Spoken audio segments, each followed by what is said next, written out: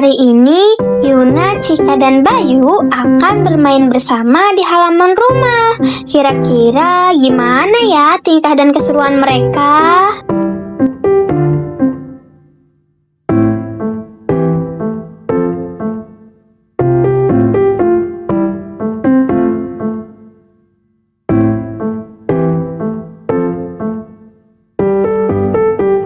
Capaian pembelajaran kali ini yaitu peserta didik dapat memahami bentuk dan fungsi panca indera, siklus hidup makhluk hidup, dan upaya pelestarian.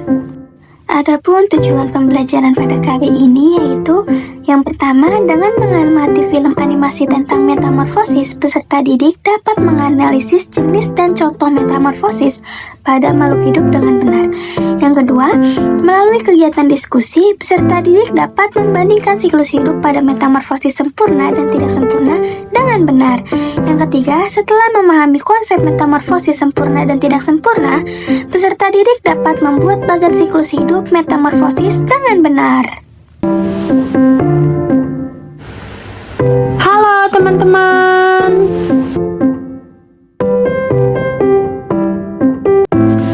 Teman-teman, lihat deh, di sana ada ayam sedang memakan ulat. Kasihan ya ulatnya. Tapi aku tidak suka ulat karena menurutku ulat adalah hewan yang menjijikan.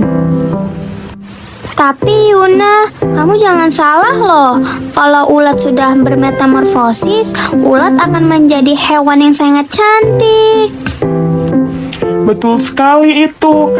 Kamu lihat deh Yuna, ada seekor kupu-kupu sedang hinggap di bunga-bunga. Kamu lihat deh, sangat cantik kan? Kamu tahu nggak sih, kupu-kupu itu awalnya berasal dari ulat. Ulat itu mengalami metamorfosis atau perubahan bentuk sehingga berubah menjadi kupu-kupu yang sangat cantik.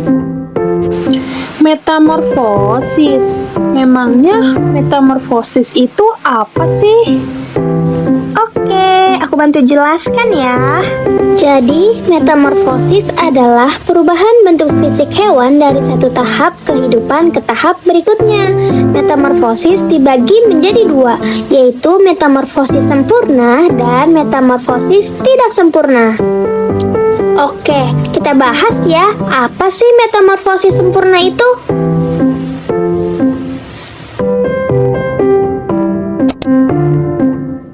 Metamorfosis sempurna adalah proses perubahan bentuk tubuh hewan dari telur hingga dewasa yang dialami melalui 4 fase. Adapun fase yang pertama yaitu telur. Metamorfosis sempurna diawali dengan fase telur yang kemudian akan menetas menjadi larva dan akan menjadi pupa, kemudian berakhir menjadi dewasa. Adapun contoh dari metamorfosis sempurna yaitu kupu-kupu, lalat, nyamuk, dan juga katak. Selanjutnya kita bahas apa itu metamorfosis tidak sempurna. Metamorfosis tidak sempurna adalah proses perkembangan hewan yang tidak lengkap, tanpa fase larva dan juga pupa. Berbeda dengan metamorfosis sempurna, metamorfosis tidak sempurna adalah proses perkembangan yang tidak lengkap. Umumnya, hewan dengan metamorfosis ini tidak akan mengalami perubahan bentuk yang berbeda dari menetas hingga menjadi hewan dewasa. Adapun contoh hewan atau serangga dari metamorfosis tidak sempurna yaitu seperti belalang, kecoa, capung, kepik, dan juga jangkrik. Wah, betul sekali kamu Cika. Tapi mengalami metamorfosis atau tidak, setiap makhluk hidup akan mengalami fase pertumbuhan dari lahir, lalu bertumbuh dewasa dan kembali menghasilkan keturunan. Fase pertumbuhan berulang-ulang yang dilalui makhluk hidup dinamakan dengan daur hidup. Oh, seperti itu. Aku paham. Merupakan tahap tumbuh binatang mulai dari lahir hingga dewasa ya. Selayaknya makhluk hidup pada umumnya, hewan juga memiliki daur hidup tersendiri. Adapun daur hidup hewan merupakan bagian dari tahap perkembangan mereka sejak menetas atau lahir sampai tumbuh dewasa. Nah, Nah, betul sekali. Jadi, kesimpulan dari pembahasan kali ini yaitu metamorfosis adalah perubahan bentuk makhluk hidup secara bertahap sejak telur hingga dewasa.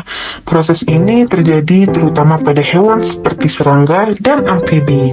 Ada dua jenis metamorfosis, yaitu metamorfosis sempurna dan metamorfosis tidak sempurna. Wah, ternyata seru ya bermain sambil belajar seperti ini. Aku yang tadinya tidak tahu menjadi tahu apa itu metamorfosis, jenis-jenis metamorfosis, dan juga contoh hewan dari metamorfosis. Terima kasih ya teman-teman sudah membantu aku dalam mengenali metamorfosis.